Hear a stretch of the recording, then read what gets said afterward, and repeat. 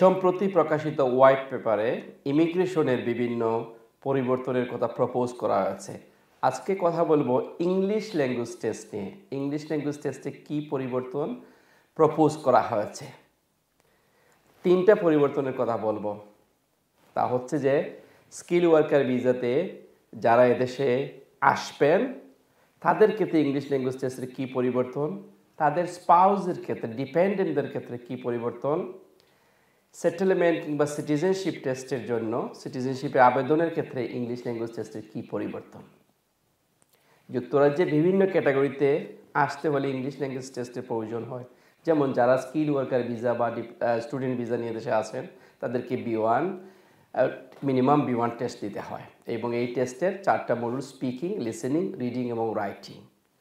Propose change যেটা white পেপারে আসছে সেটাতে বলা হয়েছে যে B1 test will be change to B2 test. ডিপেন্ডেন্টরা যারা স্কিল ওয়ার্কারদের কিংবা স্টুডেন্টদের যারা এখন আসেন তাদের ক্ষেত্রে কিন্তু কোনো ইংলিশ ল্যাঙ্গুয়েজ টেস্টের প্রয়োজন হয় না। প্রপোজড যে হোয়াইট পেপারে যে প্রপোজ আসছে সেখানে বলা হয়েছে যে তাদের ক্ষেত্রে ডিপেন্ডেন্টদের ক্ষেত্রে A1 ইংলিশ ল্যাঙ্গুয়েজ টেস্ট দিয়ে আসতে হবে এবং এখানে আসার পর পরবর্তীতে তাদেরকে A2 টেস্ট দিতে হবে to continue there learning, English language learning. 2 নম্বর হচ্ছে যে যারা সেটেলমেন্টের জন্য বা সিটিজেনশিপের জন্য আবেদন করেন তাদের কিন্তু বর্তমানে B1 স্পিকিং এবং লিসেনিং টেস্ট দিতে হচ্ছে।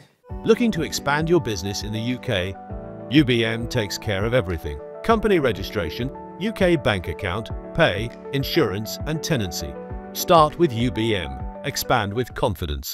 তো হোয়াইট পেপারে বলা হয়েছে যে তাদের ক্ষেত্রে ওই B1 টেস্টটা B2 টেস্ট দিতে হবে। আর life in the UK test যারা দিচ্ছেন বর্তমানে যে 3rd এডিশন আছে ওই 3rd এডিশনটাকে ডেলে সাজানোর কথা প্রস্তাব করা হয়েছে, অর্থাৎ লাইফ ইন দ্য ইউকে টেস্টেও পরিবর্তনের আভাস দেওয়া হয়েছে।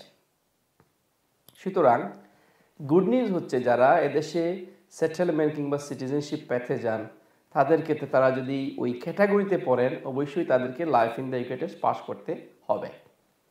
তো life in the UK test pass করার জন্য কোনো এক্সপায়ারি ডেট নেই। সেই ফর এক্সাম্পল আপনি যদি এলিজিবল থাকেন 3 বছর পরে অথবা 6 মাস পরে অথবা 2 বছর পরে আপনি কিন্তু এখন লাইফ ইন দ্য ইউকে টেস্টে প্রস্তুতি নিয়ে পাস করে ফেলতে পারেন। পরিবর্তন কীভাবে আসবে আমরা জানি না, কতটুকু কঠিন হবে কিংবা সহজ হবে। তবে মনে রাখবেন ইংলিশ ল্যাঙ্গুয়েজ টেস্টের পরিবর্তন এবং লাইফ ইন দ্য ইউকে টেস্টের পরিবর্তন এখনই হচ্ছে না, এটা হচ্ছে প্রপোজ। এটা নিয়ে পার্লামেন্টে আলোচনা হবে, তখন আইন পাস হবে, তখন এটা পার্মানেন্ট আকারে আসবে। সবাই ভালো থাকেন।